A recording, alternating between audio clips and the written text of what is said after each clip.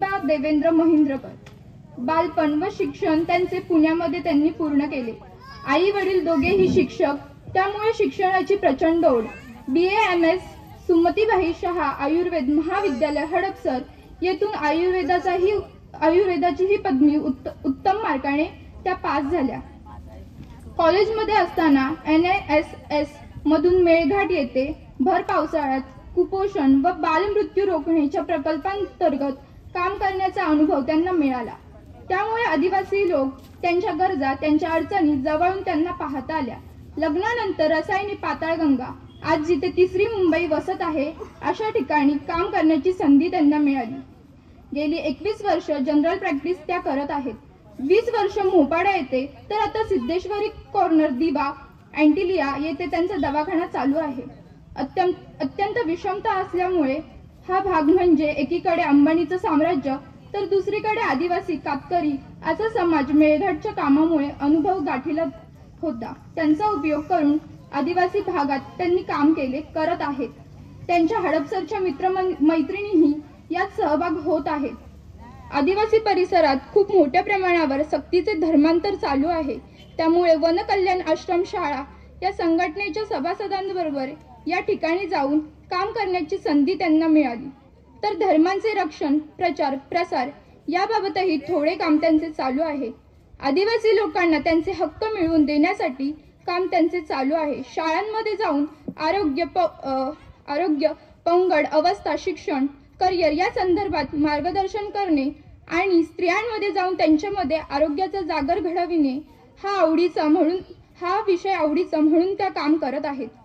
कोरोनामध्ये प्रामाणिकपणे त्यांनी प्रयत्न केले आणि रुग्णांना शक्यतो हॉस्पिटलमध्ये जाऊन ट्रीटमेंट घ्यावी लागणार नाही अशा पद्धतीने त्यांचे काउन्सिलिंग करून त्यांना घरच्या घरी कसं बरं होता येईल याचे मार्गदर्शन त्यांनी केले। त्यांना खूप समाधानी वाटतं ज्यावेळी मृत्यूच्या दारात जाऊन परत आलेले लोक पुन्हा पुन्हा त्यांना भेटतात। 6 महिन्यांपूर्वीच इतर डॉक्टर मित्रांच्या सहयोगाने 30 बेड असलेले व 24 तास इमर्जन्सी सेवा देणारे असे निरामय हॉस्पिटल व ICU RIS येथे सुरू केले आहे। परिसरातील लोकांना नवी मुंबई सारख्या ठिकाणी जाऊन ट्रीटमेंट घेणे सर्वच दृष्टीने अडचणीचे असते, तेव्हा त्यांचा त्रास कमी करता येईल या हेतूने हे हॉस्पिटल त्यांनी चालू केले आहे। सगळ्यात महत्त्वाचे म्हणजे माणसांमध्ये राहणं, गप्पा मारणं, त्यांच्या अडचणी सोडवणं हा आईवडिलांचा वारसा त्यांनी पुढे चालवला आहे। 5 वर्ष महिला दक्षता विभाग, पोलीस स्टेशन, रसायनी येथे त्या कार्यरत होत्या। बरेच कौटुंबिक हिंसाचाराचे, अत्याचाराचे प्रसंग काउन्सिलिंग करून कव्हर करता आले। मुलींवर होणारे, महिलांवर होणारे, विशेषतः संसारात होणारे परस्परांवरील अत्याचार या गोष्टीत त्यांनी काम करून जिथे घटस्फोटातून परावृत्त करणे, वेळ पडलीच तर घटस्फोट घ्यायला लावून वेगळे करता आले। आत्महत्येपासून या स्त्रियांना परावर्तित करणे अशा खूप काही केसेस त्यांनी केल्या आहेत। मी त्यांना विनंती करते की त्यांनी इथे येऊन आमचे कान व हृदय तृप्त करावे।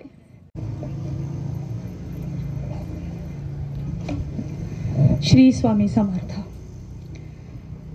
अनंत कोटी ब्रह्मांड नायकाच्या दरबारामध्ये हा जो सप्ताह चालू आहे आणि त्या सप्ताहाच्या निमित्तानं इथल्या कार्यकारिणी मंडळाने मला आज ही सेवा करण्यासाठी उद्युक्त केलं, निमंत्रण दिलं, त्याबद्दल मी प्रथमतः या कार्यकारिणी मंडळीचे आभार मानते। प्रथमतः धन्यवाद। आणि आपण सर्व भक्तजन इथे हजर आहात त्याबद्दल आपलेही धन्यवाद। खरं तर मी काय सांगणार, आपण एक माध्यम असतो जे फक्त स्वामींच्या भक्तीनं आलेले विचार पुढं पोहोचवतो। त्यामध्ये जे काही असेल ते स्वामींचे, जे चांगले असेल, चांगले विचार, चांगले आचार, चांगलं बोलणं, हे फक्त स्वामींचं। हां, पण हे सांगताना जर काही चुका झाल्या तर त्यासाठी आधीच क्षमस्व, ती चूक फक्त माझी असेल।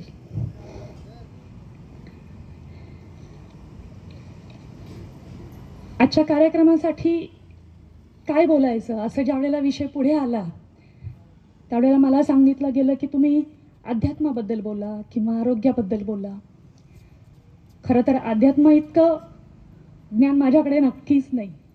हां, पण माणसं जुळवण्याची, माणसांना जवळ घेण्याची, माणसांना त्यांच्या दुःखातून कुठंतरी दूर घेऊन त्यांना सुखाचा आसरा देण्याचा जो काही छोटासा प्रयत्न आहे तोच मी या व्याख्यानातून आपल्यापुढं मांडेन. इथे जमलेल्या बंधू भगिनींनो, माझा छोटासा आजचा विषय असेल तो म्हणजे मनाचं आरोग्य. माणसाचं मन म्हणजे एक न उलगडलेलं कोडच असतं, नाही का? आणि त्याला एखाद्या चौकटीत बांधून ठेवणं खरंच अशक्य असतं. मन म्हणजे एक स्वैर पक्षी. मन म्हणजे जीवनातली प्रश्न आणि उत्तरं सुद्धा. मनाला ना ऐलतीर ना पैलतीर. या अशा मनावर ज्याला विजय प्राप्त करता आला ना, त्यालाच खरं जीवनाचं रहस्य समजलं. काय हो मन म्हणजे? कुठं दिसतं, कुठं असतं, सापडतं? हात दाखवून सांगता येतं इथे मन आहे? नाही ना. शास्त्रज्ञांचा जो अभ्यास आहे त्याच्यामध्ये त्यांचा विश्वास असतो तो सगळ्या दृश्य गोष्टींवर. जे दाखवता येतं ते शास्त्र मानतं, ते विज्ञान मानतं. पण त्या शास्त्राच्या पलीकडे जाऊनही जेव्हा एखादा प्रयोग असफल होतो किंवा एखाद्या प्रयोगामध्ये यश मिळतं, त्यावेळी सुद्धा शास्त्रज्ञांच्या मनामध्ये दुःख, सुख, त्या गोष्टीची लालसा, आवड, छंद या गोष्टी निर्माण होतात. मग त्या निर्माण कुठं होतात? मनामध्ये निर्माण होतात ना. पण मग ते मन कुठं दाखवता आलंय? मनाचा ठाव कुणालाच लागला नाही. मग असं हे मन आपल्या सतत सोबत असतं. हे मन आहे तरी काय? आपलं शरीर या ईश्वरानं बनवलं त्यावेळेला आपल्या शरीरामध्ये निर्माण केलेली आपली 5 कर्मेंद्रिय, हात, पाय इत्यादी, आणि 5 ज्ञानेंद्रिय, नाक, डोळे, कान, त्वचा, या व्यतिरिक्त 5 कर्मेंद्रिय आणि 5 ज्ञानेंद्रिय या व्यतिरिक्त आणखीन एक जे कामही करतं आणि ज्ञानही देतं असं एक इंद्रिय त्यांनी बनवलं, ज्याला उभयात्मक इंद्रिय असं म्हणतात. ते म्हणजे आपलं मन. आणि हे एकादश इंद्रिय असं असलेलं मन जे दिसत तर नाही पण ताबा मात्र सगळ्या गोष्टींवर घेतं. मग हे मन काय काय बरं दाखवतं? आता तुम्ही इथं बसलेले आहात, कोणाला काही घरच्या गोष्टी आठवत आहेत, कोणाला आणखीन काहीतरी घडलेलं आठवत आहे, कोणीतरी काहीतरी छान छान गाणी गुणगुणतंय, कोणाला तरी हे सगळं ऐकून आनंद होतोय, तर कोणाला ह्या बाईचं का ऐकायला आलो म्हणून कदाचित दुःख होतंय. या सगळ्या ज्या गोष्टी आहेत त्या सगळ्या या मनानंच निर्माण केलेल्या आहेत. भय, दुःख, ईर्ष्या, लालसा ही त्याची नकारात्मक रूपं, तर आनंद, वात्सल्य, प्रेम, दान करण्याची वृत्ती ही त्याची सगळी पॉझिटिव्ह रूपं. असं हे मन पुन्हा म्हटलं तसं आहे तर अदृश्य, पण सगळ्या दृश्यमान गोष्टींवर ताबा ठेवणारं, नियंत्रण ठेवणारं फार मोठं रिमोट कंट्रोल आहे बरं. आपला आनंद, आपलं सुख, आपलं दुःख सगळं याच्यावर अवलंबून आहे. बहिणाबाई चौधरींच्या कविता ऐकल्यात का? मन वढाय वढाय उभ्या पिकातलं ढोर, मन वढाय वढाय उभ्या पिकातलं ढोर, किती हाकला हाकला फिरी येतं पिकावर. होतं ना असं घरातल्या गोष्टींमध्ये सुद्धा. गमतीचा भाग असा की नवरा बायकोचं काहीतरी गोष्टीवरून भांडण होतं. भांडण चाललेलं असतं. दादा मला कोणाला टार्गेट नाही हा करायचं. भांडण चाललेलं असतं, असं टॉपला चाललेलं असतं, आणि तेवढ्यात नवऱ्याला कोणाचा तरी फोन येतो आणि ते भांडण अर्धच राहतं. पण परत 4 तासांनी दोघं एकत्र आल्यानंतर सकाळचा सूर पुन्हा लागतो आणि पुन्हा भांडण सुरू होतं. किती हाकला हाकला फिरी येतं पिकावर. तसा ते कितीही मनातून काढायचा प्रयत्न केला तरी ते पुन्हा पुन्हा पुन्हा तुम्हाला दृष्टीपथात येत राहतं आणि तो विषय चालू राहतो. किती चंचल असतं ना मन. तुम्ही लहान मुलं खेळताना बघितली आहेत का? आत्ता मुली इथं असतं आणि आपण आपल्या मैत्रिणीशी किंवा बहिणीशी बोलायला गुंतो. अगं बाई इथं तर होता, गेला कुठं? असं म्हणून मागे बघता बघता ते पोरगं खुर्चीवर चढून टेबलावरून खाली उतरलेलं पण असतं. त्याचा ठाव लागत नाही. तसं मन आहे, चंचल, भरकटणारं. आणि या भरकटणाऱ्या मनालाच आपल्याला स्थिर करायचं आहे. तुम्ही जर कुठला खेळ खेळत आहात किंवा अगदी शिलाई करत आहात, तुम्ही एक वर्षभर जर एखादा खेळ खेळला, फॉर एक्झाम्पल आपण क्रिकेट असं धरू, पुरुषांचा आवडता विषय आहे, कदाचित IPL मुळे आज गर्दी पण कमी असणार आहे पुरुषांची. तुम्ही जर वर्षभर तो खेळ खेळतायत तर तुम्ही सचिन तेंडुलकर व्हाल का? तर नाही सांगतायत. हो, पण नाही का? पण एक होईल की निदान त्या खेळामध्ये तुम्ही निष्णात व्हाल, पहिल्यापेक्षा चांगलं खेळाल. तुमच्या बाबतीत एखादी गोष्ट तुम्हाला जमत नाहीये, जनरली शिलाई कामामध्ये बायकांचा इंटरेस्ट जास्त असतो, किंवा कोरोनानंतर यूट्यूबवर डिश बघणं आणि ते करणं याच्यामध्ये फार मोठा हातखंडा सगळ्या बायकांनी मिळवलाय. म्हणजे मी तर म्हटलं, कोरोनामध्ये आम्ही गावाहून आल्यावर मला मोहपाड्यामध्ये सगळी केकची दुकानं दिसायला लागली. म्हणजे इतके केक मेकर्स झाले. म्हणजे प्रत्येकाच्या बड्डेला मी केक करते हां असं म्हणून केक करणाऱ्या सगळ्या सुगरणी कोरोनानंतर पुढे आल्या. भले तो केक पहिल्यांदा चुकला, दुसऱ्यांदा चुकला, तिसऱ्यांदा चुकला, पण तो 10व्यांदा तर बरोबर आला असेलच की नाही? कुठल्याही गोष्टीचा सराव महत्वाचा. छान योग आहे हा. तो सकारात्मक घ्यायचा का नकारात्मक हा तुमचा विषय आहे. मग हे मन जे आहे, जे सुखाचा आनंद घेत आहे, सुखाचा शोध घेत आहे, त्या सुखाच्या शोधासाठी हे मन असं भरकटलेलं चालेल का? नाही चालणार. ते स्थिर झालं पाहिजे. ते कुठल्या ना कुठल्या विषयामध्ये एकाग्र झालं पाहिजे. ती गोष्ट जमत नसेल तर पुन्हा पुन्हा त्याचा सराव झाला पाहिजे. आणि जेव्हा हा सराव होईल तेव्हाच तुम्ही तुमची इप्सित गोष्ट, जे ध्येय तुम्ही ठरवलेलं आहे ते तुम्ही मिळवू शकता. मग हा सुखाचा शोध कसा बरं घ्यायचा? आज मला सांगा, कोणालाही म्हटलं की तुला काय पाहिजे, तर कदाचित लहान मुलं म्हणतील आम्हाला किंडर जॉय पाहिजे, कोणी म्हणेल आम्हाला पेस्ट्रीज पाहिजेत, कोणाला चायनीज पाहिजे. एखाद्या थोड्याशा वयात आलेल्या मुलीला विचारलं तर ती आणखीन काहीतरी ड्रेसेस, फॅशन याची मागणी करेल. त्याच्या पुढे आलं तर नववधू होणारी व्यक्ती, मुलगी सांगेल की नाही मला असा नवरा पाहिजे, मला राजकुमार पाहिजे. त्याच्या पुढे आलं तर मला छान मुलगा, मुलगी पाहिजे. पण एका विशिष्ट वयाला गेलं ना की कळतं हे सगळं तिथे होतं तिथंच आहे. आता मला फक्त माझं समाधान पाहिजे. मी सगळं केलं, मी काय नाही केलं, मी जन्मापासून हे केलं ते केलं, लग्नानंतर एवढ्या सगळ्यांसाठी राबले, पण आज मला कळतंय की मला ह्या सगळ्याची काहीच गरज नव्हती. मी ज्याच्या मागे उरफोड करून धावलो किंवा धावले त्याही पेक्षा आज मला माझं समाधान महत्वाचं आहे. मग हा सुखाचा शोध वयाच्या 70 नंतरच घ्यायचा का? नाही. तो सुखाचा शोध खरं तर तुम्ही आता गेल्या पाऊण तासात घेतलात. तुम्ही तिथे लीन झालात त्या भक्तीमध्ये, तुम्ही त्या सुरांमध्ये रमलात. खरं सांगू का, मला ह्या सगळ्या आरती एवढ्या पाठ नाहीत, पण तुमचा जो सूर होता ना तो मला खूप मोहित करत होता. आणि मी फक्त शांतपणे डोळे बंद करून तुमचा आवाज, ती आरती, त्या आरतीतले शब्द आतमध्ये पाझरवून घेण्याचा प्रयत्न करत होते. तर हा सुखाचा शोध घ्यायचा असेल ना तर डोक्यावरचं प्रेशर कमी करा.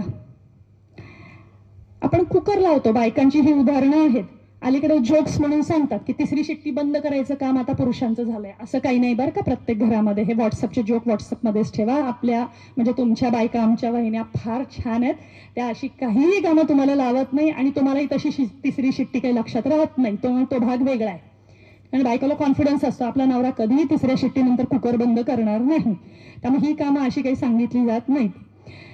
पण मग काय होतं, या कुकरमध्ये ती कोंडून जी हवा साठली जाते ना त्याचा एकदा उद्रेक होतो आणि ती सगळी हवा प्रेशरनी बाहेर येते. त्याची आपण शिट्टी वाजली असं म्हणतो आणि त्या मनातलं सगळं प्रेशर कधीतरी बाहेर येतं. आता प्रेशर बाहेर येतं याच्यासाठी आणखीन एक गोष्ट सांगायची आहे की अलीकडे आपण खूप ऐकतोय आत्महत्येच्या केसेस वाढल्यात. आत्महत्येच्या केसेस या फक्त दुःखानंच जर वाढल्या असतील, डिप्रेशननं जर वाढल्या असतील तर त्याच्यावर उपाय करणं हे प्रत्येक कुटुंबाचं काम आहे. आपल्या घरामधल्या कुणाचंही प्रेशर जर वाढतंय तर ते घरातल्यांच्या लक्षात आलं पाहिजे. आज ही व्यक्ती अशी का वागतेय, आपला मुलगा असा का वागतोय, आपली मुलगी अशी का वागतेय, घरातलं वातावरण बदललंय का, आपल्या घरात दिलं जाणारं स्वातंत्र्य, त्याचा घेतला झालेला गैरफायदा, किंवा आपल्या घरात असलेली प्रचंड शिस्त की जेणे अगदी काटेकोरपणे मुलांना करकचून बांधले आणि मग त्यात न बाहेर पडण्यासाठीचा त्यांचा तो प्रयत्न आहे का, आणि मग हा मनाचा कोंड मारा, हे प्रेशर जोरात उफाळून येतं. एकतर कुठल्या तरी गुन्ह्यावर जाऊन ते थांबतं किंवा मग स्वतःला संपवण्यापर्यंत जातं. अजूनही आपण खूप चांगल्या परिसरात राहतो. आजही आपल्यावर वारकरी किंवा या सगळ्या संस्कारांचं अतिशय चांगलं पगडा आपल्या मनावर आहे आणि त्यामुळं आपल्या घरातल्यांच्या मुली, आपल्या घरातल्या मुलं, घरातले कुटुंबीय या गोष्टीत पडणार नाहीत. पण एक सांगू का, माझा एक मित्र होता बाबा, काय बोललाच नाही. अचानक आज कळलो मला त्यांनी आत्महत्या केली. अशा चर्चा करण्यापूर्वी आहे ना, खरंच मित्राशी जाऊन भेटा, खरंच मैत्रिणीला जाऊन भेटा. एखादं सख्ख असेल त्याच्याशी मन मोकळं करा, त्याला बोलायला लावा. नंतर गेल्यानंतर त्याच्या मनात काय होतं हे शोधूनही सापडत नाही. त्यामुळे त्याच्या मनावरचं प्रेशर कमी करता आलं तर बघा. एखादं मयत झाल्यानंतर त्याच्या कुटुंबाला सावरण्यासाठी पैसा गोळा करू नका. त्याच्यावर कर्ज असेल तर ते फेडण्याचा प्रयत्न करा. ते माणूस जिवंत राहील, ते कुटुंब जिवंत राहील, नाहीतर सगळ्या कुटुंबांची विल्हेवाट लागते भगिनींनो. त्यामुळे थोडंसं बोला. आपल्याकडं काय आहे याही पेक्षा आपण दुसऱ्यासाठी काय करू शकतो याचा खरंच मनापासून विचार करा. कसं आहे ना, शेवटी सुख आपण ठरवण्यावर असतं. आपलं सुख कशात आहे? फक्त गळाभर दागिने घालून नटून माझं घर मोठं, माझी गाडी मोठी हे करण्यात आहे का दुसऱ्यावरचं दुःख हलकं करून त्याच्या चेहऱ्यावर हसू आणण्यात आहे, हे आपण ठरवायचं. हा पाण्याने भरलेला ग्लास आहे. हा असा हातात धरायला सांगितलंय ना, तुम्हालाही दिला समजा असा घास. 1 मिनिट, 2 मिनिट, 5 मिनिट, 10 मिनिट हा तुम्ही हातात धरला, कुठंतरी त्या हाताला कळ लागेल की नाही, तो हात दुखेल की नाही, मग याच्यावर उपाय ना तो ग्लास ठेवा खाली. तसंच कुठलंही टेन्शन, कुठलंही प्रेशर थोडं बाजूला काढा. त्याच प्रेशरमध्ये गुंडाळून घेऊ नका, कारण शेवटी त्याचा ताण होतो, शेवटी त्याची रग लागते हाताला आणि तो हात दुखायला लागतो. तर इतकं दुखेपर्यंत हे ओझं सांभाळावं असं नाही. एक राजा होता. त्या राजाला खूप सवय होती प्रत्येकाचं टेन्शन घ्यायचं. प्रजेने असं केलं, आज हे असं झालं, माझ्या राज्यात आता असं चाललंय, माझ्या राज्यात ते व्हायला हवं. तो सतत चिंतित असायचा. त्यामुळे त्याला झोप लागायची नाही. झोप न झाल्याने त्याला शरीराचे विकार वाढले, भूक लागायची नाही, सतत अस्वस्थ राहायचा. सगळ्या वैद्यांनी त्याच्यावर ट्रीटमेंट करण्याचा प्रयत्न केला, पण तो काही बरा झाला नाही. एके दिवशी गावामध्ये एक बाहेरचे संत आले होते, महाराज होते ते. तर मग प्रधानानं सांगितलं, राजेसाहेब, आपल्या गावात एक अतिशय विद्वान असे महाराज आलेले आहेत आणि आपण आपल्या आजाराविषयी, आपल्या काळजीविषयी आपण त्यांना विचारूया का, कदाचित थोडाफार फरक पडेल. राजा असतो, त्याला याच्यातून मोकळं व्हायचंच होतं. तो म्हणाला, हो जाऊयात की. आणि मग ते गावाबाहेर, त्या राज्याबाहेर असलेल्या जंगलामध्ये महाराज कुटी करून बसले होते, तिथं गेले आणि त्यांना नमस्कार करून राजाने सांगितलं, साधू महाराज, मी फार वैतागून गेलोय. ही सगळी प्रजा, हे सगळे प्रश्न आता माझ्याच्याने नाहीत निस्तरले जात. मला मदत करा, मला झोप लागत नाही, भूक लागत नाही. साधू महाराज शांत, अर्थातच पोचलेले संत महंत. ते म्हणले, राजा उठ, जा तिकडे त्या झाडाला मिठी मारून उभा राहा. राजा गेला. त्याने त्या झाडाला मिठी मारली. त्याला वाटलं या झाडामध्ये काहीतरी असेल ना, औषधी गुण, की जे माझी चिंता, माझं दुःख, माझे आजार शोषून घेईल, म्हणून त्याने त्या झाडाला मिठी मारली. झालं, 1 घटका झाली, 2 घटका झाल्या, 3 घटका झाल्या, मुहूर्त टळून गेला. तरी सुद्धा तिथं महाराज काही म्हणेनात सोड म्हणून. रात्र अखंड गेली तरी राजा तिथंच उभा. आता तो राजा फार सिन्सिअर होता, प्रामाणिक होता आणि महाराजांनी सांगितल्याशिवाय झाड कसं सोडायचं, म्हणून तो तसाच घट्ट मिठी मारून उभा राहिला. मग साधू महाराजांनी विचारलं की, त्यांनी साधू महाराजांना विचारलं की, महाराज हे बघा ना, हे झाड मला सोडतच नाहीये, मी किती वेळ उभं राहणार, आता मला कंटाळा आलाय, माझे हात दुखायला लागलेत, मला कसं तरी व्हायला लागलंय, मी सकाळ संध्याकाळ इथं उभा आहे, काल रात्र गेली, आज सकाळ आली, तरी तुम्ही सोडायला सांगत नाही. म्हणजे अरे सोडायला सांगायचा काय प्रश्न आहे? झाडाने तुला धरलंय का? नाही, तू झाडाला धरलंयस. तुला स्वातंत्र्य आहे ना त्याला सोडायचं. जी काही दुःख आहेत, ज्या काही वेदना आहेत, त्यांना तू धरून ठेवलंयस, त्यांनी तुला नाही धरलेलं. तू सोड ना त्या वेदना, तू सोड ना ते दुःख, आणि त्याच्यावर मन एकाग्र करून तुला काय करता येईल हे तू ठरव. तू त्या वेड्यासारखा झाडाला धरून जर बसलास तर ते झाड काय तुला सोडणार आहे स्वतःहून? ते निर्जीव आहे, तू तर सजीव आहेस. तुला तर या विचारांची खात्री आहे ना, विवेक बुद्धी आहे ना तुझ्याकडे, की तू ते झाड सोडू शकशील. अशा पद्धतीनं आपण हेच करतो, दुःखाला कवटाळून बसतो आणि सांगतो की माझ्या आयुष्यातलं दुःख काही जातच नाहीये. आता सगळ्यात महत्वाचं, सुखाचा शोध, प्रेशर सोडलं, ठीक आहे, पण तुम्हाला माहितीये का, आपल्या आयुष्यात स्वीकारणं आणि नाकारणं ह्या दोन गोष्टी आहेत. एखादी गोष्ट समोर घडली तर प्रचंड राग येतो, येतो की नाही? येतो की नाही? आपल्याला नको असलेली गोष्ट घडली तर येतो. ती न सांगता येणारी गोष्ट आहे, हो की नाही?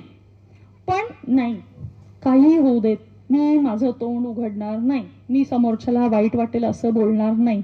हा स्वतःचा कंट्रोल असतो, हा आत्मसंयम असतो, आणि हा ज्याला जमतो ना तो त्यातून बाहेर पडतो. कारण जीभ हे दुधारी शस्त्र आहे, बरोबर ना?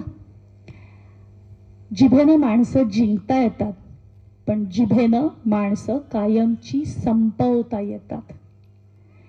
आपली नजर चांगली असेल ना तर सगळं जग सुंदर असतं, पण आपली जीभ चांगली असेल ना तर जगासाठी आपण जास्त सुंदर असतो. आणि म्हणून आपण ठरवायचं, आपली नजर, आपले डोळे नेहमी चांगले ठेवायचे, आणि कान सुद्धा. असं म्हणतात की कानपूर आणि नागपूर 4 बोट, कानपूर आणि डोळे म्हणजे कान आणि डोळे याच्यात 4 बोटांचं अंतर आहे. हे 4 बोटांचं नाही, जन्मोजन्मीचं अंतर असू शकतं.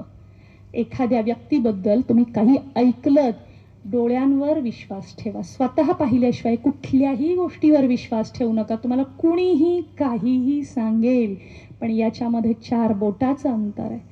आणि हीच गोष्ट मी जन्मोजन्मीचा हा शब्द वापरताना एवढ्यासाठी म्हटलं की हे जर पती पत्नीतला विश्वासाचा भाग असेल तर कानानं ऐकलेली गोष्ट डोळ्यानं पाहिल्याशिवाय स्वीकारू नका. कुटुंब उद्ध्वस्त होतात.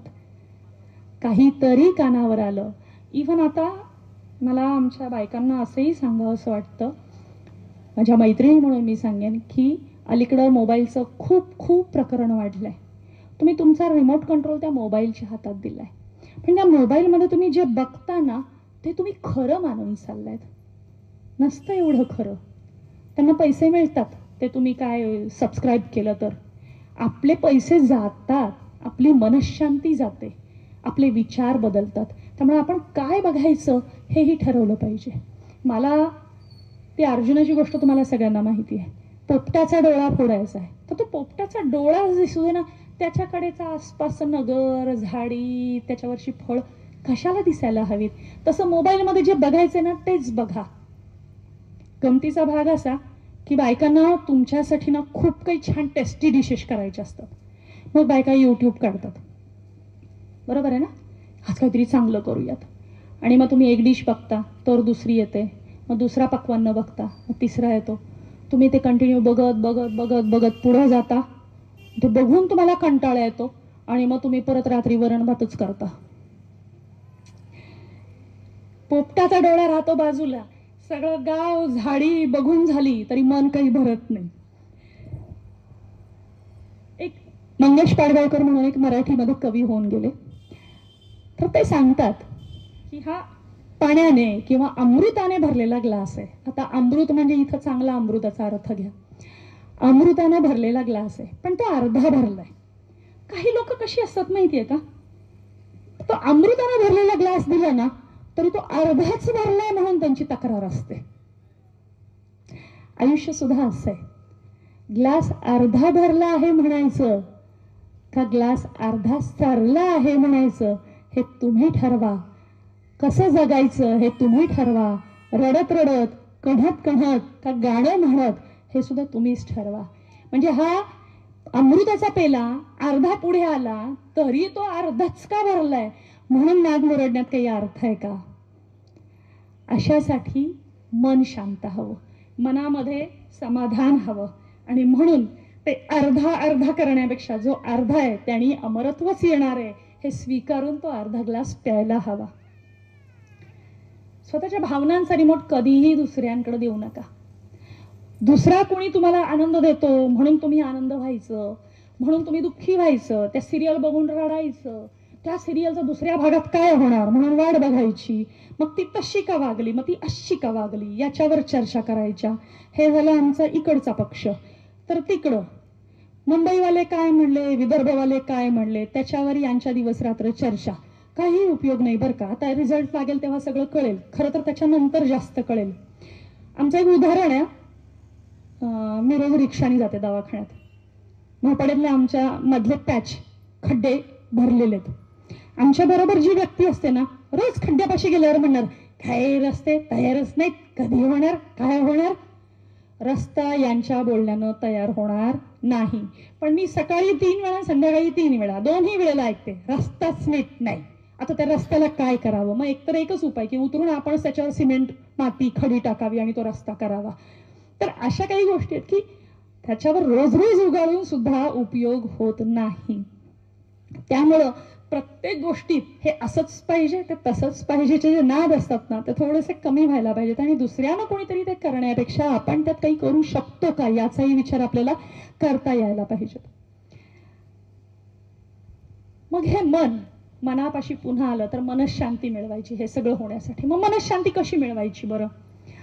सगळ्यात एक महत्वाचा, कोणतीही परिस्थिती असो शांत राहायला शिका. आरडाओरड करू नका. अरे श्रीरामांच्या बाबतीत सुद्धा घडलं. आपण कोण? वनवासाला जाण्याची वेळ आली, राज्य हातातून गेलं, अंगी वल्कलं आली आणि सगळं साम्राज्य सोडून श्रीरामांना बाहेर पडावं लागलं. पण ते शांत राहिले, आरडाओरड केली नाही. ज्या परिस्थितीला मी बदलू शकत नाही त्याच्यासाठी ताण तणाव निर्माण करून मी काहीच करू शकणार नाही हे पुरुषोत्तम रामाला कळलं. आम्हाला अजूनही कळत नाही. अर्थात आपण तेवढे पोच बुद्धीचे नाहीत, पण ही उदाहरणं आहेत ना की आपण सुधारू शकतो. कुठेतरी ह्या सगळ्या गोष्टी शांततेत घेतल्या पाहिजेत. प्रत्येक गोष्टीवर आपलं नियंत्रण नसतं. प्रत्येक गोष्ट माझ्याच मनासारखी होईल, माझ्यासारखीच होईल असं नाही. सिंधुताई सपकाळ किती छान उदाहरण आहे. मला सांगा बरं, ही रत्न आहेत. आपल्याच या नर्मदेच्या गोट्यांमध्ये माझ्या तुमच्यासारख्या आलेली ही रत्न आहेत, हे मोती आहेत. यांनी स्वतःच्या आयुष्याला कलाटणी दिली आणि म्हणून ही इथपर्यंत गेली. स्वतः आई होताना झालेला त्रास, स्वतःला गारातून बाहेर काढल्यानंतरचा होणारा त्रास माझ्या या अनाथ मुलांना होऊ नये म्हणून ती माऊली आयुष्यभर झिजली.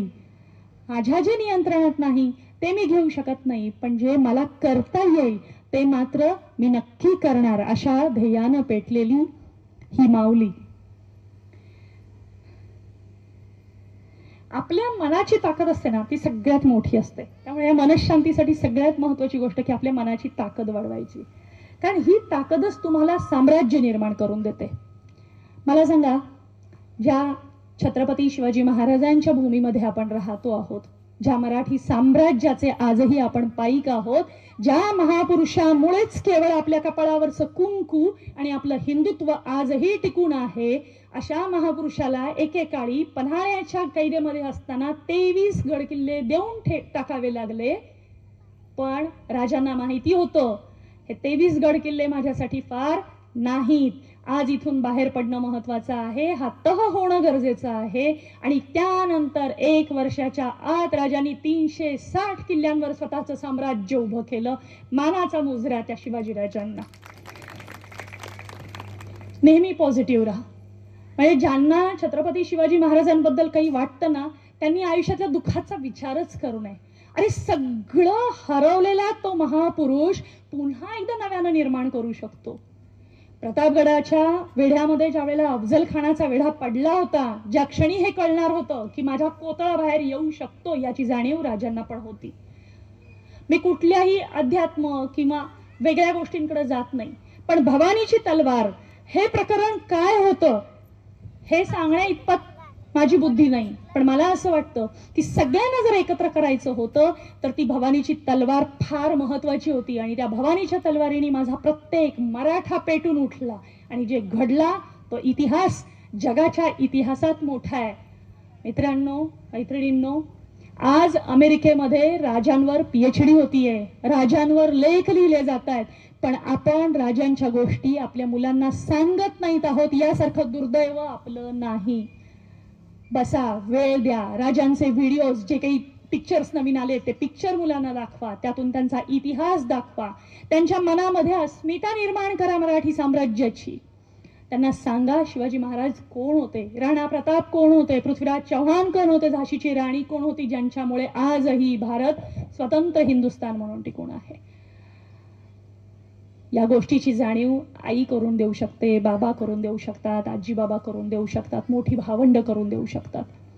फक्त व्हिडिओ रील्स मध्ये गुंतलेल्या माझ्या छोट्या या लेकींना सांगायचंय, अगं त्याच्या पुढे खूप मोठं जग आहे, खूप मोठा इतिहास आहे.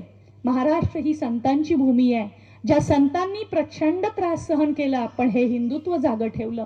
त्यांनी पंढरीची वारी जागी ठेवली. ती उदाहरणं डोळ्यापुढे घ्या. ह्या रील्स बघण्यापेक्षा या गोष्टी बघा, कारण याची आता प्रचंड गरज आहे.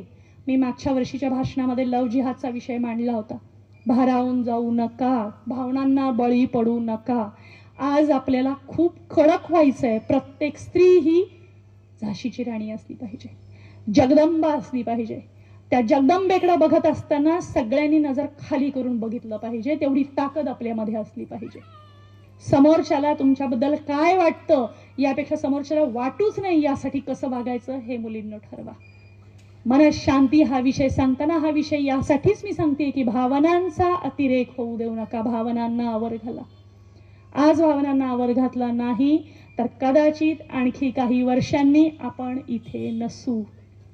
आपण संघटित होणं गरजेचं आहे आणि त्यासाठी भावनांना आवर घाला. आज तुम्ही आमची आन बान शान आहात. ती जर घालवली तर आमच्याकडे काहीही राहणार नाही, कारण तुम्ही आमच्यासाठी आमची अब्रू आहात, आमची इज्जत आहात. आणि म्हणून मोबाईलला शरण जाऊ नका. मी पुन्हा सांगते, तुमचा रिमोट कंट्रोल मोबाईलच्या हातात देऊ नका, सोशल मीडियाच्या हातात देऊ नका. हे मोठ्यांनीही लक्षात ठेवायचं आहे, हे फक्त ह्या मुलींनी नाही. तुम्ही मोबाईल खेळत खेळत मुलांशी बोलत असाल तर मुलांनी मोबाईल खेळला म्हणून तुम्हाला तक्रार करता येणार नाही. माझी नम्र विनंती आहे सगळ्यांना, खरंच याचा कुठंतरी मनापासून विचार करा आणि त्या खेळण्यापासून, त्या इडियट बॉक्स पासून लांब राहा. त्याच्या हातात तुमचा रिमोट कंट्रोल देऊ नका. मनशांतीसाठीचा पुढचा भाग म्हणजे आपल्याला भविष्यकाळ चांगला हवाय ना, मग वाईट भूतकाळ विसरायला शिका.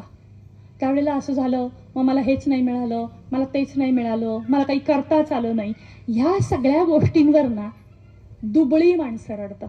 ज्यांना भविष्य चांगलं करायचंय ना ते कंबर कसून उभे राहतात.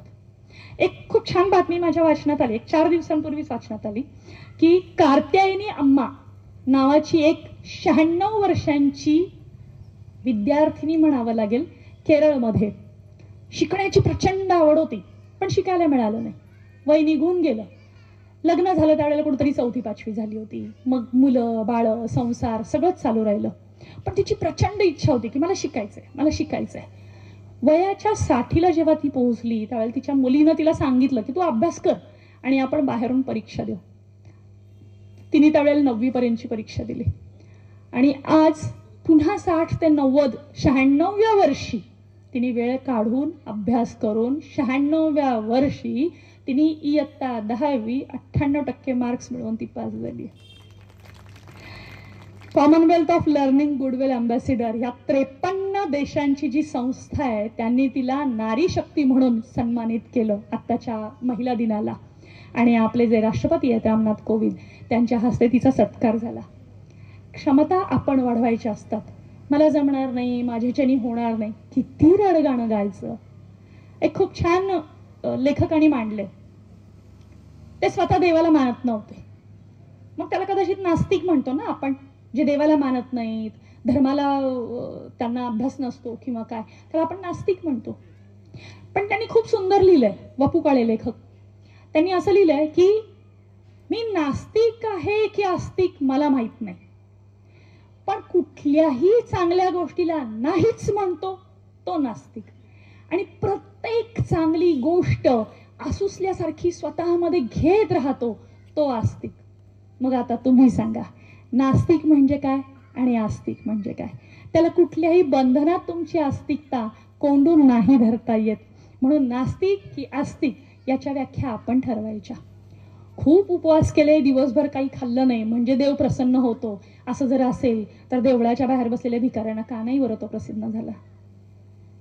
खडक तोडणाऱ्या फोडणाऱ्या या कामगारांना का बरं तो नाही प्रसन्न झाला? दिवसभर बिचाऱ्यांच्या पोटात काही नसतं, देव तिथं का नाही बरं प्रसन्न झाला? जरासा विचार करा. आपल्या ज्या कल्पना आहेत त्या खरंच धर्माला धरून आहेत का? ध्रुव धारयते, जो धारण करतो, रक्षण करतो तो धर्म. जो आपल्याबरोबर समोरच्यालाही मोठं करतो तो धर्म. जो आपल्याबरोबर दुसऱ्याला आणखीन चांगल्या विचारांनी समृद्ध करतो तो धर्म. बऱ्याच वर्षांपूर्वी एक सिरियल चालू होती, बायकांना माहिती असतात ह्या सिरियलचं नाव मी विसरले. तर त्याच्यामध्ये तो संक्रांतीचा सण असतो आणि ती तिच्या सुनेला सांगत असते की अगं वाण लुटणं, वसा देणं म्हणजे काय? वाण देणं म्हणजे काय? संक्रांतीला आपण बऱ्याच गोष्टी आणतो, अगदी साबणापासून ते साड्यांपर्यंत सगळ्या गोष्टी लुटतो. पण त्यांनी खूप सुंदर सांगितलं. तर वाण म्हणजे काय? तर मागच्या पिढीकडून आलेल्या जुनाट विचारांची लक्तरं फेकून त्यांच्यातल्या चांगल्या संस्कारांना नवीन बदलणाऱ्या दुनियेनुसार आणखीन चांगलं बनवून जरतारीच्या साडीमध्ये घेऊन पुढच्या पिढीला देणं म्हणजे वाण देणं. हे चांगल्या विचारांचं दान असतं. तू काहीतरी घेतलं म्हणून मी त्याच्यावर 2 रुपयापेक्षा जास्त काहीतरी घेणार, मग ती म्हणणार मी 10 रुपयांनी जास्त काहीतरी घेतलं, तू चमचा दिला तर मी वाटी देणार. सोडून द्या आता हे. एकमेकांना चांगल्या विचारांचं दान देणं, एकमेकांची दुःखसुख वाटून घेणं म्हणजे सुद्धा खरं तर वाण देणं असतं. आपल्याला कधी कधी बऱ्याच असं वाटतं की माझ्याच बाबतीत घडलं, हे सगळं होतं ते माझ्याच बाबतीत घडतं. पण ज्यावेळेला आपण असा विचार करतो ना, त्यावेळेला हे मनात ठेवा, आपण खूप नशीबवान असतो. आपण नशीबवान असतो हे पाहण्यासाठी आपल्याकडे तुलना असायला हवी, आणि ती चांगल्या पद्धतीची तुलना असायला हवी की आपल्यापेक्षाही खालच्या परिस्थितीत लोक जगतायत, ज्यांना 2 वेळचं खाणं मिळत नाहीये, ज्यांना नीट राहायला मिळत नाही, ज्यांच्या डोक्यावर छत्र नाही, अंगावर कपडे नाहीत, खाण्याचं नाही. अरे काय द्यावं देवाने तुला? अरे खोप्यामध्ये खोपा, सुगरणीचा चांगला, देखा पिलासाठी तिनं झोका झाडाले बांधला, असं सांगणारी बहिणाबाई पुढे सांगते की इवलीशे दात तिचे इवलेसे ओठ. तुला देवानं एवढे हात आणि पाय दिले, तिच्या इवल्याशा दाताने आणि इवल्याशा चोचीनं ती ते घरटं बांधते, मग तुम्ही करंटे का रे? तुम्हाला स्वतःच नाही का घर उभारता येत? पूर आला, पुनर्वसन झालं, सरकारकडनं सोयी आल्या. दरड कोसळली, घर वाहून गेलं, सरकारकडनं सोयी आल्या. वादळात एखादं घरटं पडलं म्हणून चिमणी काय सरकारी योजनेची वाट बघते? नाही. पुन्हा हिमतीनं चिमणा चिमणी उभे राहतात, पुन्हा नवीन घरटं बांधतात, पुन्हा नवीन पिढी जन्माला घालतात. आपण सरकारी योजनेची चातकासारखी वाट बघत बसतो. तुला 50,000 आले, मला 51,000 का नाही आले, याच्यावर चर्चा करत बसतो. अरे 2 हात 2 पाय ह्या मानेवर एक ठेवलेला हा जो माठ आहे, त्याच्यामध्ये एक चांगला मेंदू आहे, त्याचा विचार घ्या. चांगलं काहीतरी उभं करा. फार अवघड नसतं. साम्राज्य उभं करणाऱ्या शिवाजीराजांकडे सुद्धा काही नव्हतं. पुण्यामध्ये गाढवाचा नांगर ओढला होता, काहीही नव्हतं, नापीक जमीन करून ठेवली होती, तरी आज जर साम्राज्य झालं. मला वाटतं काय उदाहरण घ्यायचंय? स्वामी विवेकानंदांसारखी थोर व्यक्ती, थोर महापुरुष आपल्याकडे होऊन गेले, पण आपल्याला हे दिसतच नाही. कुठंतरी आपण कमी पडतोय की आपल्या देशाची एवढी महती आहे ती वाचायला कमी पडतोय, ती जाणून घ्यायला कमी पडतोय, आणि म्हणून कुठंतरी भारताची शक्ती कमी होतीये का याचा प्रामाणिकपणे विचार करा. कुणी यावं टपली मारून जावं असं चाललंय आपलं. एवढं साम्राज्य आलं, 760 वर्ष आपण ह्या साम्राज्यांविरुद्ध लढत राहिलोय, तरीही आजही आपल्याला जाणीव झाली नाही. आपण आजही आपल्या भावकीतच भांडतोय. कोकण म्हणलं की पूर्वांपार वंश परंपरेनुसार आलेली भांडणं आणि कोर्ट कायदे, एवढंच लोकांना, अगदी डीप कोकणाचा विषय हा. अजूनही तेच चाललेलं असतं. म्हातारी फक्त खेड्यात आहेत, बाकी मुलं मुंबईला नोकरीला गेली आहेत, जी होळीला आणि कशाला होळीला जातात गावाला आणि गणपतीला गावाला जातात. त्या व्यतिरिक्त कोकणाचा काही संबंध राहिलेला नाही. कोकणामध्ये असलेली जी काही समृद्धी आहे जमिनीची, नाही आम्ही वाढवायला बघत. आज आम्ही बाहेरनं घ्यायला लागलोय भाज्या. आज दारात उगवलेला शेवगा तो संधिवातावर काम करतो हे आम्हाला माहित नाही. आम्ही शेवग्याच्या गोळ्या घेतो 10 रुपयाला एक, आमच्यासारखे डॉक्टर लिहून देतात. ज्यावेळेला आम्ही सांगतो खाण्यात हे ठेवा, आम्हाला जमत नाही, आम्हाला गोळ्या खाणं बरं वाटतं.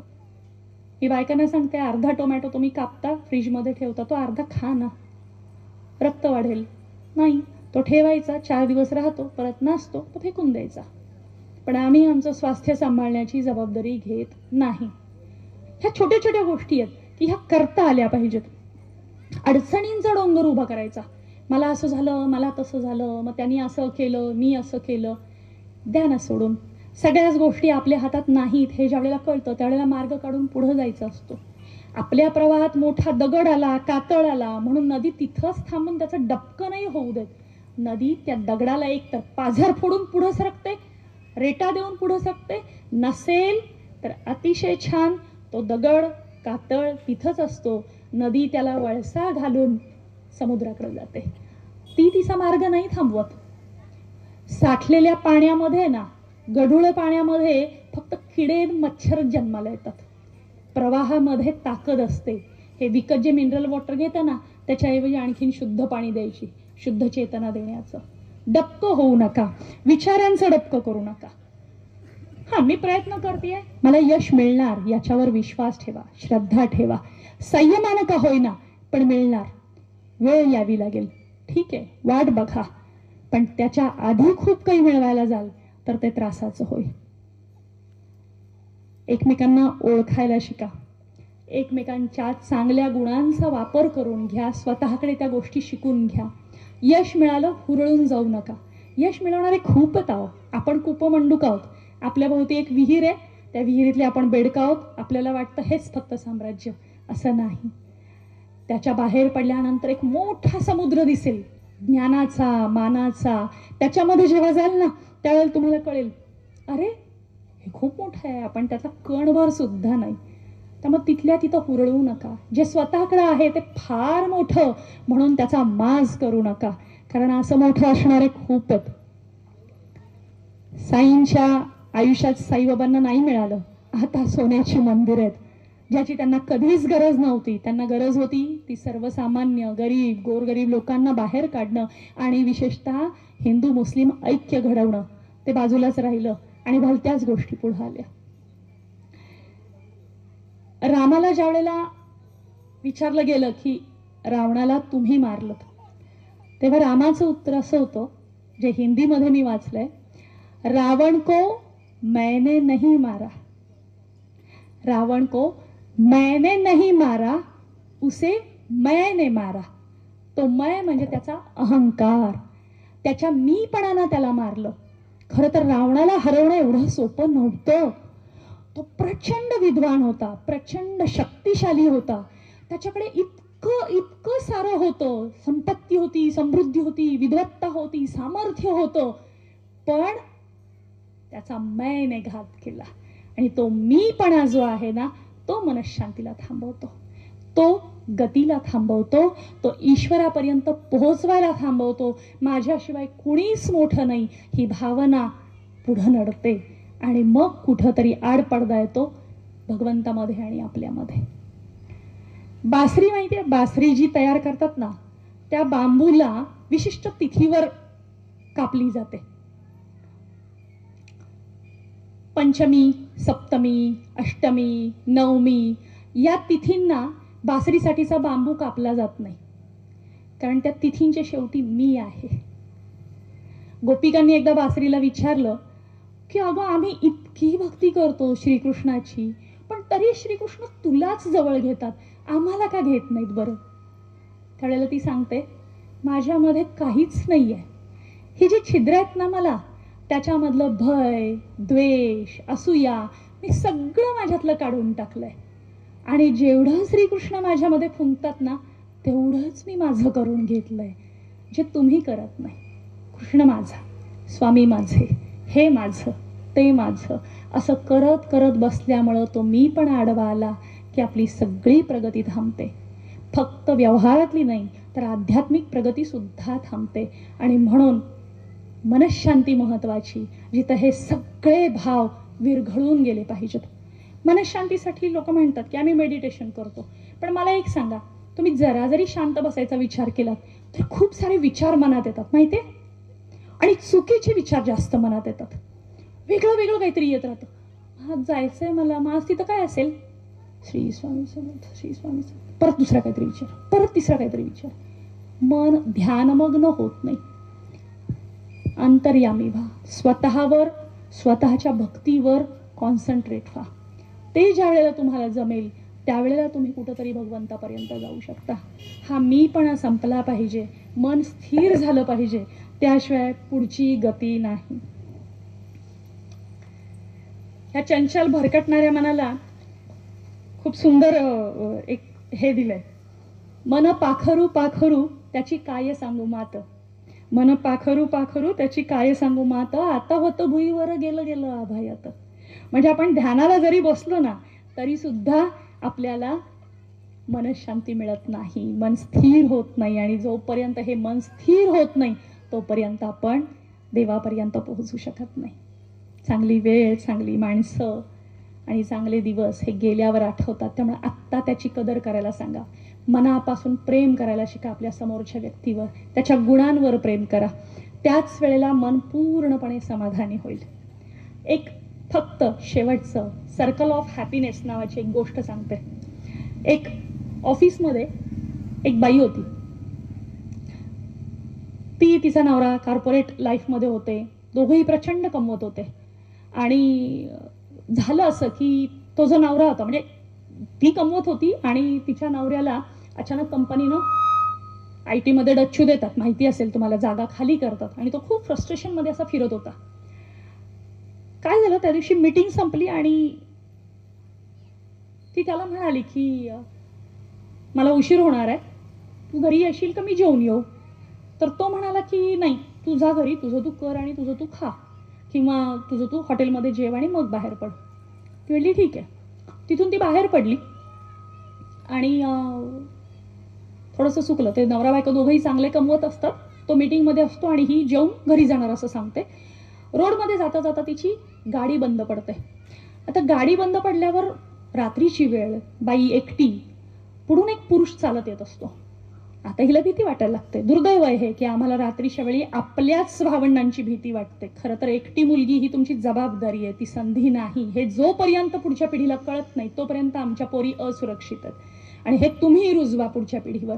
सगळ्या आयांना माझी विनंती आहे की एकटी मुलगी रस्त्यावर दिसली तर छत्रपतींचा मावळा होऊन तिला तिच्या जागेवर सोड, मोगल होऊ नकोस. आणि हे जेव्हा होईल त्यावेळेला आम्ही सुरक्षित मानानं बाणानं रस्त्यावर मोकळेपणानं फिरू शकू, मग स्वैराचार घडणार नाही. तर अशी ती बाई कारनी चाललेली असते, कार बंद पडते.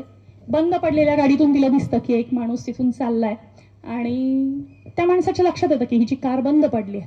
तो अगदी सहज पुढे येतो आणि तिला टकटक करतो काचेला. तर ती घाबरते. आता काच उघडावी तरी पंचायत, नाही उघडावी तरी पंचायत. पण तो बाहेर जे बोलत असतो की मी तुझी गाडी नीट करून देतो, काय झालंय असं विचारत असतो. तिला अंदाज येतो की हा व्यवस्थित विचारतो, निदान काच तरी खाली घ्यावी. म्हणून ती काच खाली घेते आणि विचारते. तर तो तिला म्हणतो की मॅडम तुमची गाडी बंद पडली आहे का, मी बघू का काय झालंय का, मी देऊ का चालू करून. तर ती म्हणते आता पर्याय नसतो, रात्र मध्यरात्र झाली आहे, कोणाची तरी मदत तरी घ्यावी लागणार. तो म्हणतो तुम्ही काच बंद करून बसा, मी सगळं व्यवस्थित करून देतो. तो जातो, काहीतरी इंजिनमधला मशीनमधला काय फॉल्ट असेल तो दुरुस्त करतो. गाडी चालू होते. गाडी चालू झाल्यावर ती त्याला म्हणते बाबा तुझे काही पैसे असतील, म्हणजे तुझे काम केलेस त्याचे पैसे काय असतील तर तू घे. पण तो म्हणतो नाही ताई, अहो तुम्हाला मी उपयोगी पडलो बस ना, मला आणखीन काय पाहिजे, मला पैशांची गरज नाही, तुम्ही सुरक्षित घरी जा.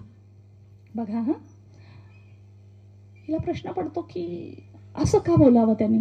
म्हणजे हा पॉझिटिव्ह आणि निगेटिव्ह दोन्ही भागाला ना. आता एकतर हा याने मदत केली हाही एक भागाला, आणि हा असा पैसे नाही घेते हा दुसऱ्या भागाला. याच्या मनात काही आहे का. पण तो म्हणतो जा तुम्ही, मी थांबतो इथे. आणि ती बाई पुढे जाते, हॉटेलमध्ये जाते आणि जेवायला बसते. ऑर्डर देते तर तिथे एक वेट्रेस म्हणजे स्त्री कर्मचारी तिला ताट घेऊन वाढायला येते. तर ही तिच्याकडे बघते तर तिला दिसतं की ती जी स्त्री कर्मचारी असते तिला जवळजवळ 7वा-8वा महिना प्रेग्नन्सी असते. आणि मग हिच्या लक्षात येतं की यार 7वा-8वा महिना असताना सुद्धा जर ही काम करते तर याचा अर्थ ही 100% गरजू असणार आहे, त्याशिवाय तर कोणी बाई अशी या ह्याच्यात काम नाही करणार. ते म्हणते ठीक आहे, बघूयात काय असेल ते. आणि त्या आधीच्या माणसाने एक वाक्य मात्र वापरलेलं असतं की ताई मी तुम्हाला आनंद दिला, तुम्हाला जमेल त्याला तुम्ही आनंद द्या. आणि तो निघून गेलेला असतो. मग ते अचानक ते वाक्य आठवतं की ताई मी तुम्हाला आनंद दिला, तुम्ही हा आनंद कोणाला तरी द्या. मग ती बसते, जेवण करते आणि कमाई मोठी असते. तिच्या लक्षात येतं की ह्या बाईला पैशांची गरज आहे, म्हणून ती एक अंदाजे काही रक्कम 10,000 15,000 काय असेल ते पाकिट करते आणि त्या वेट्रेस बाईला टीप म्हणून देते. ती निघून जाते. तिला छान वाटतं, अरे माझी गाडी बंद पडली असती तर मला एवढा खर्च आलाच असता की नाही, त्यापेक्षा त्या गरजू बाईला जाऊ देत. आणि मग ती तिथून बाहेर पडते. ती गरजूबाई टीप घेते, म्हणजे ती वेट्रेस टीप घेते, बघते तर त्या पाकिटामध्ये एवढी मोठी रक्कम. तिला फार छान वाटतं. ती तिथून बाहेर पडते, तिची ड्युटी संपलेली असते, घरी जाते. घराचं कुलूप ऑलरेडी काढलेलं असतं आणि मग तिच्या लक्षात येतं की नवरा घरात आहे. आज जाते, अंधार असतो, त्या नवऱ्याने लाईटच लावलेला नसतो. पुन्हा तिला लक्षात येतं की हा दिवसभर फिरलाय पण याला काही नोकरी मिळालेली नाही आणि म्हणून हा आजही उदास होऊन स्वतःला स्वतःच्या अंधारात कोंडून घेतलंय त्यांनी. मग ती जाते, दरवाजा बंद करते, लाईट लावते आणि त्याच्याजवळ जाऊन म्हणते, अरे उदास काय बसलायस, कशाची काळजी करतोयस? तो म्हणतो, अगं तुझी डिलिव्हरी तोंडावर आली आहे, अजून मला नोकरी नाही, पैसा नाही, मी कसं करणार हे सगळं? आणि तो रडायला लागतो. ती म्हणते, अरे वेड्या थांब, लोक असतात मदत करणारी रे. आणि ती ते पाकिट त्याच्या हातात देते आणि म्हणते की अरे मला ना एका बाईनी हे आज टिप म्हणून दिले, कदाचित माझ्या प्रेग्नन्सीचा तिला तीव्रता ती कळाली असेल, तिला काळजी वाटली असेल म्हणून हे पैसे तिने मला दिलेत. आणि ते दोघंही खूप खुश होतात की आता हिची डिलिव्हरी तरी सुखानं पार पडेल. आणि तो माणूस तो असतो ज्याने त्या बाईची गाडी दुरुस्त करून दिलेली असते. हा ड्रामॅटिक शेवट असेल, नाटकी शेवट असेल, पण हे ना सर्कल ऑफ हॅपीनेस असतं. तुम्ही एकाला सुख दिलं की तो पुढच्याला सुख देतो, तो पुढच्याला सुख देतो आणि ते कुठून का होईना फिरून पुन्हा आपल्याकडे येतं. त्यामुळं सुख द्या, सुख घ्या, आनंद द्या, आनंद घ्या, याच्यापेक्षा फार मोठी संपत्ती नसते. स्मशानभूमीच्या बाहेर एका ठिकाणी लिहिलं होतं, जे मिळवण्यासाठी तू एवढा धडपडलास ना ते न्यायला तुला साधा खिसा सुद्धा राहिलेला नाहीये, कारण सगळ्यांनी नुसतंच तुला कपडे गुंडाळलंय, त्याला एक खिसा सुद्धा नाही. एवढं कमावलंस ज्याच्यासाठी ते सगळं तुला इथून सोडून जायचंय. मित्रांनो, याचा अर्थ असा नाही सख्यांनो की तुम्ही काहीच करू नका, पण हे करताना माझ्याबरोबर अजून कोणीतरी मोठं व्हावं याचा नक्की विचार करा. स्वतः मोठ्या व्हा, सगळ्यांना मोठे करा. स्वामी समर्थ आपल्या सगळ्यांच्या पाठीशी आहेत. यातून सगळ्यांचं छान होणार आहे. पण मनाची शांतता जशी आपल्याला हवी तशी दुसऱ्याला हवी. त्यामुळे जितकं भरभरून देता येईल तेवढं द्या, नाहीतर परमेश्वरानं भरून दिलंय आणि फटकी माझी झोळी अशी अवस्था ठेवू नका. इतकं द्या की त्या सुखाने तुमची ओंजळ सतत भरलेली राहू देत आणि तुमच्या पुढचा सगळा परिवार तुमच्याकडे स्मित हास्यानं बघू देत, मत्सराच्या नाही आनंदाच्या हास्यानं. श्री परमेश्वर, श्री स्वामी समर्थ आपणा सर्वांना निरोगी दीर्घायुष्य, समाधानी आयुष्य, ऐश्वर्य देव ही स्वामीचरणी प्रार्थना. पुन्हा एकदा आपण सर्वांनी मला इथं बोलावलं, शांतपणे माझे जे काही माहीत नाही पण जे काही बोलणं होतं ते तुम्ही ऐकलं, त्याबद्दल आपणा सर्वांचे आणि या मठाचे जे सगळे कार्यकारिणी आहे त्या सर्वांचे मनपूर्वक आभार मानते आणि मी इथंच थांबते. श्री स्वामी समर्थ. जय महाराष्ट्र. सौ प्रतिभाताई महेंद्रकर यांनी अगदी सुशब्द मधुर वाणीने आमचे कान व हृदय तृप्त केले, याबद्दल मी त्यांचे धन्यवाद मानते व अशीच सेवा आमच्या केंद्रावर नेहमी असू द्या अशी मी त्यांना नम्र विनंती करते. श्री स्वामी समर्थ. स्वामी समर्थ. 1 2 3 सूचना आहेत. सूचना नंबर 1, आपल्या केंद्राचं श्री स्वामी समर्थ केंद्र तुपगाव या पद्धतीने यूट्यूब चॅनल चालू झालेलं आहे, तिथून लाईव्ह होते बघा. तिथं लावलेलं आहे कॅमेरा, लाईव्ह होतं आहे. ज्यांना पाहिजे त्यांनी सबस्क्राईब करा. का सगळे कार्यक्रम तुम्हाला जर यायला मिळालं नाही तर घरी बघायला मिळेल. तर सर्व सेवेकऱ्यांनी त्याची नोंद घ्यावी. श्री स्वामी समर्थ केंद्र तुपगाव म्हणून सेवेकऱ्यांना नम्रतेची विनंती आहे. आणि आज जे ताई बोलले ना, अक्षरशः चांगलं होतं. मी ताईंना विनंती करतो, डॉक्टर ताईंना, की ज्या वेळेला रविवार पौर्णिमा येईल ना त्यावेळेला तुम्ही आम्हाला वेळ द्या. याचं कारण असं आहे की जे लोकांना पाहिजे ते मिळायला पाहिजे. कारण ते तुम्ही अक्षरशः खूप चांगलं दिलं आणि त्यामुळं मी मनापासून तुम्हाला धन्यवाद करतो. पहिल्यांदा माझ्या वतीनं आणि आमच्या कमिटी वतीने पण धन्यवाद करतो, कमिटीच्या वतीनं पण धन्यवाद करतो. त्यामुळं त्या ताईंचं करावं तेवढं कौतुक आहे. ते पण बिझी असतात. एवढं बिझी असून, एवढं लक्ष्मी त्यांच्याकडं असून ते अध्यात्मामध्ये एवढं इंटरेस्टेड आहेत, हे कौतुक करण्यासारखी गोष्ट आहे. नीट लक्षात ठेवा, हे कौतुक करण्यासारखी गोष्ट आहे. म्हणून सांगण्याचं तात्पर्य असं आहे की त्यांनी जर रविवारी आलं, आमच्या पौर्णिमेला दर पौर्णिमेला सत्यनारायण पूजा असते. आमच्या केंद्रातर्फे जवळजवळ 60 ते 70 लोकांना, झोपडपट्टीतल्या लोकांना जेवण जातं. आणि मग काय सेवेकरी आरतीला एक 50-60 असतात, त्यांना पण प्रसाद मिळतं आणि मार्गदर्शन पण असतं. हा पौर्णिमा उत्सव आम्ही जवळजवळ 1 मेपासून म्हणजे 1 जानेवारी 2023 पासून आम्ही चालू केलं होतं. 2024ला 1 वर्ष होऊन गेला त्याला. कारण असे सेवेकरी आहेत आपल्याकडं, काय विचारू नका. महाराज सगळं करून घेतात. झालेली सेवा महाराज चरणी अर्पण. श्री स्वामी समर्थ.